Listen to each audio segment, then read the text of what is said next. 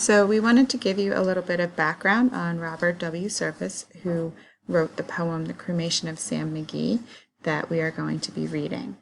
This is a picture of Robert Service when he was young. He was born in 1874 and died in 1958. He was born in England, but his family moved to Scotland when he was young, around 5 years old. He was always interested in writing, and he began writing at an early age. He actually wrote his first poem at the age of 6. His family was well off enough, meaning they had enough money, to be able to send him to some of the best schools in Glasgow, which was in Scotland.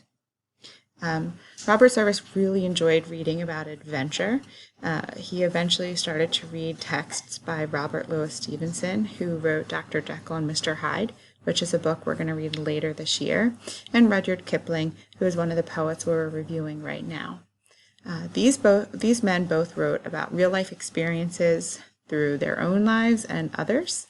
They also traveled because they wanted to become rich, and it's also been said that they wanted to find their own identities, and the way they felt they could do that was through travel.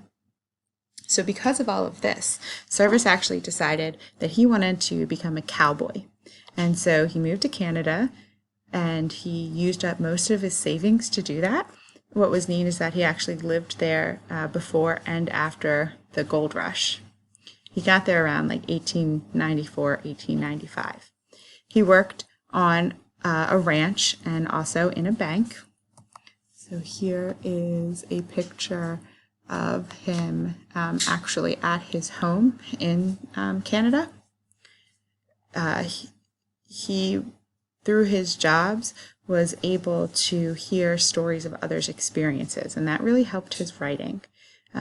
Another picture for you to see, this is what his cabin looks like today. But after he left the Yukon, because eventually he decided he wanted to move on and travel and have that adventure, he became incredibly well-traveled, and all of those experiences also added to his writing. Robert Service served as an ambulance driver during World War I. This is a picture of him. And through that experience, he actually was able to gain even more knowledge and information from the people that he helped to treat and to move. So that, again, also helped to inform his writing. Service later moved back to Europe. He got married and then ended up living most of the rest of his life in the south of France. His poetry, because it was so much about human experience, helped to earn him the distinction or the name as the people's poet.